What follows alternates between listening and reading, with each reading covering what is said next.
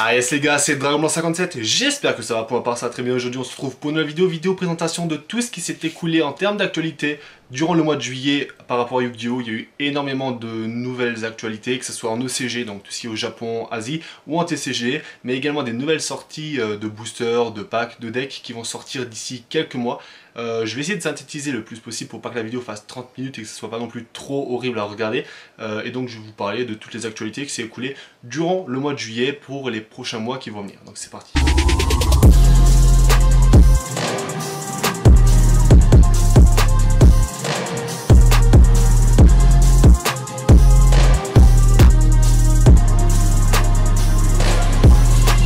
Donc depuis le début juillet, nous connaissons la nouvelle extension qui va sortir le 25 octobre chez nous. Ça s'appelle Soul Fusion, un booster qui est basé sur les fusions.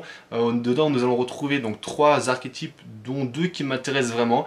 Donc il y a les protecteurs du tombeau, voilà un archétype qui était bien joué il y a quelques années, qui est nouveau remis au goût du jour. Il y a plusieurs cartes support pour ce deck, donc c'est vraiment intéressant, donc je les mettrai juste là. Également un deck, des nouvelles cartes basées sur le deck Dragon du Tonnerre. Alors à la base, il n'y a que Dragon du Tonnerre et Dragon du Tonnerre à 2 têtes, qui sont d'anciennes cartes, et Dragon du Tonnerre a été réédité durant la collection légendaire Kaiba. Et là ils vont créer tout un archétype autour de cette carte là, basé sur des monstres fusion, donc c'est pas mal.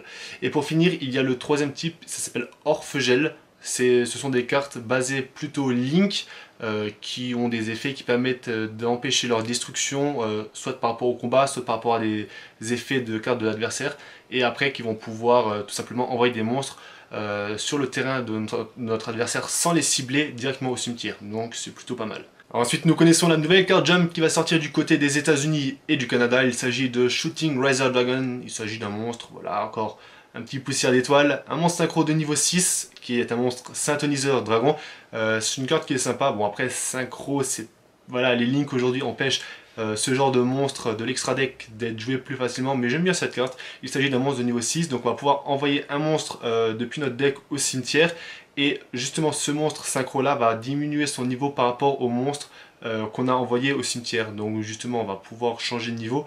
C'est intéressant, mais on va dire qu'il sort avec quelques années de retard. Ensuite, chaque année au Comic Con aux États-Unis, nous avons un playmat exclusif pour cette édition. Cette année, le Comic Con se déroule à San Diego et c'est vrai que le playmat est vraiment très beau. Il s'agit celui-là de Jaden Yuki et du nouveau monstre qui apparaîtra lors de la Teen Box 2018, donc un nouveau héros élémentaire.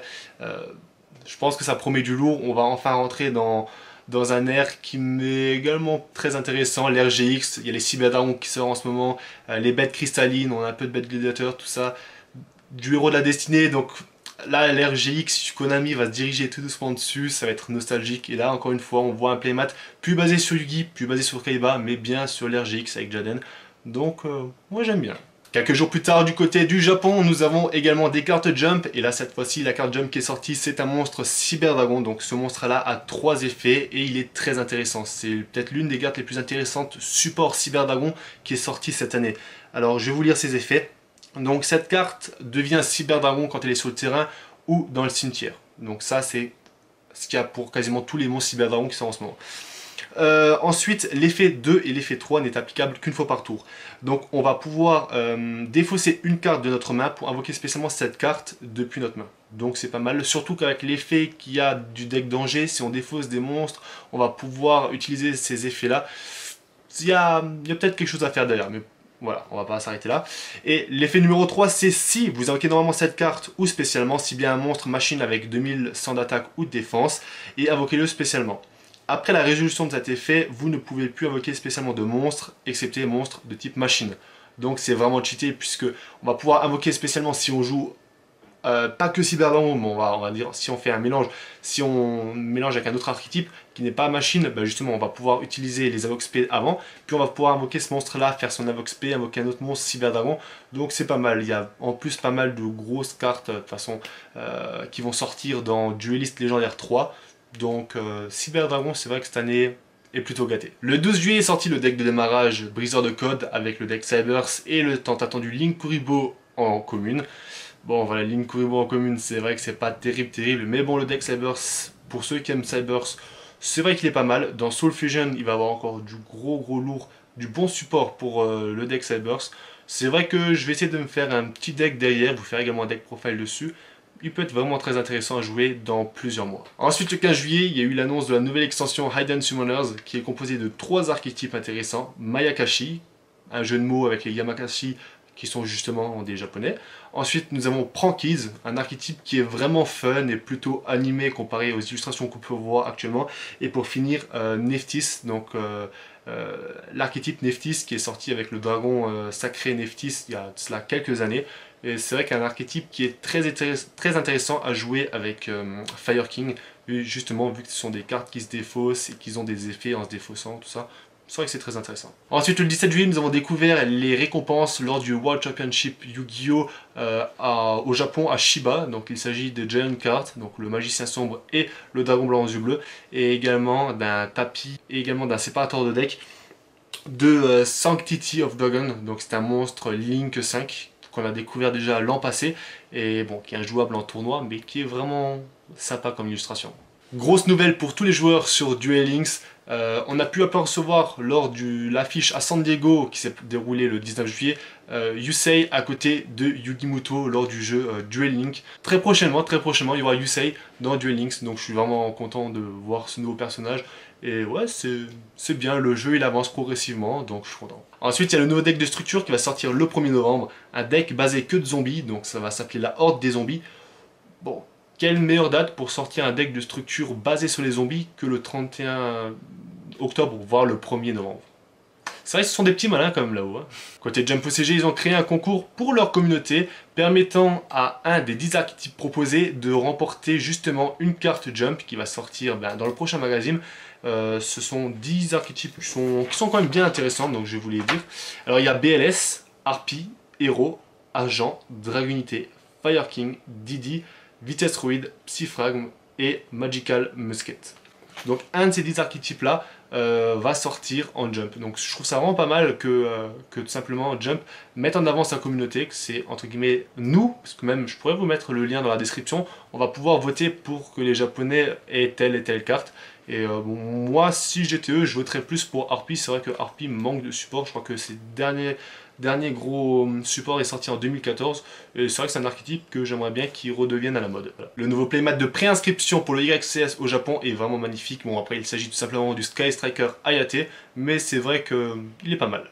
Les gars, grosse nouvelle, Duelist Légendaire 4 a été annoncé, il sortira le 10 novembre au Japon. Ça veut dire que nous on l'aura environ mi-février, dans ces eaux-là. Donc Duelist Légendaire 4, alors on ne sait absolument rien, ça a juste été annoncé comme ça, mais c'est génial. Duelist Légendaire 3 n'est même pas encore sorti chez nous, puisqu'il sort début septembre, donc dans à peine plus d'un mois. Et on a Duelist Légendaire 4 qui va sortir en février, donc je suis bien content, franchement je suis bien content. Ensuite, le 26 juillet est sorti la nouvelle extension Cybernetic Horizon, donc c'est une extension que je n'aime pas plus que ça, parce qu'il n'y a rien qui m'intéresse. Par contre, il y a 2 très gros archétypes, l'archétype Danger et l'archétype Cyberdragon.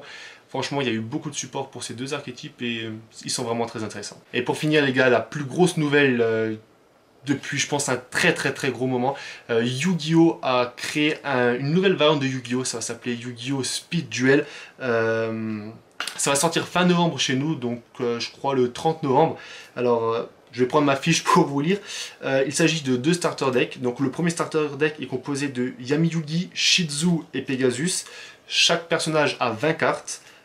Et le deuxième starter deck est composé de Kaiba, Mai et Joey. C'est comme Duel Link, donc c'est 3 zones monstres, 3 zones magie et piège, avec cette fois-ci une zone extra pour chaque joueur. Donc c'est ça ce qui est différent de Duel Link, c'est que nous on a les zones extra en plus. Comme dans Duel Link, il n'y a pas de main phase 2. Donc le deck est composé de 20 cartes. Il y aura 3 ultra rares donc par deck. Donc une ultra rare par exemple pour Kaiba, une pour Mai, une pour Joey. Il y aura des compétences, donc comme dans Duel Link, chaque personnage aura des compétences spécifiques. Donc ça va être soit d'augmenter les points d'attaque et les points de défense de chaque monstre d'attribut terre, lumière, ou sinon ça va être de pouvoir piocher une carte, remélanger une carte dans le deck et repiocher une carte. Donc c'est des compétences comme il y a dans Duel Link, donc moi franchement je suis vraiment hypé. Yu-Gi-Oh! En soi-même, je trouve pas beaucoup d'intérêt, enfin je suis pas fan à y jouer, j'aime beaucoup collectionner, regarder, mais je suis un mauvais dueliste. C'est vrai que là on va plus mettre en avant des anciennes cartes, on va dire que le jeu va être moins rapide, parce que quand tu vois que tour 1, le mec il a son board complet, il a son U, parce qu'il a réussi à sortir tous les lignes de son extra deck, et toi tu as tes cartes de base en main, tu peux rien faire. Et je trouve ça trop tout simplement. Donc là ils vont sortir une nouvelle version du Yu-Gi-Oh qui est plus simple, vraiment plus simple à comprendre, donc moi je suis vraiment pour. Voilà les gars, c'est la petite vidéo breaking news de toute l'actualité Yu-Gi-Oh qui est sortie durant le mois de juillet. J'espère que vous l'avez kiffé, n'oubliez pas de mettre un max de pouces bleus si vous voulez d'autres vidéos chaque mois de ce style là. Donc je ferai une vidéo toutes les fins de mois. Dites-moi également en commentaire ou ouais, en mettant des likes tout simplement si vous voulez que je fasse des vidéos présentations durant les prochains jours, justement des nouvelles extensions qui vont sortir, donc Soul Fusion, Hidden Summoners, des archétypes très précis puisque les archétypes sont en train de tomber actuellement. Là, je peux voir sur mon PC tout simplement donc le Thunder Dragon, donc le dragon du tonnerre, la fusion, tout ça. Vous expliquer un peu le principe de ces decks là, et tout simplement pour que vous puissiez voir, jeter tout simplement un coup d'œil. Voilà les gars, merci d'avoir regardé la vidéo. N'oubliez pas que si je suis là, c'est quand même grâce à vous. Voilà, merci de mettre un pouce bleu, de vous abonner, ça me fera vraiment plaisir. Sur ce, n'oubliez pas, c'était DB57 aux manettes.